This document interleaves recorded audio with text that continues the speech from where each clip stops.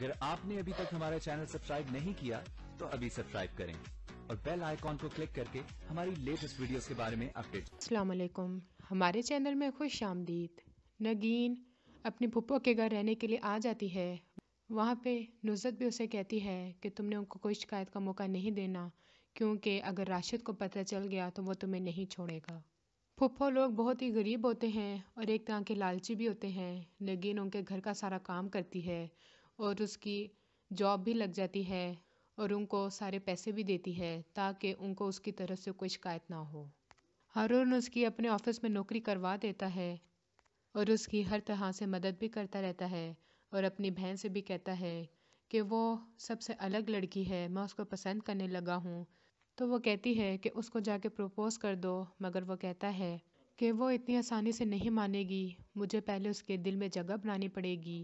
اور اسے پتہ ہوتا ہے کہ شاید نگین کے ساتھ کچھ ایسا واقعہ ہوا ہے کہ وہ کسی پہ بھی یقین کرنے کے لیے تیار نہیں ہوتی۔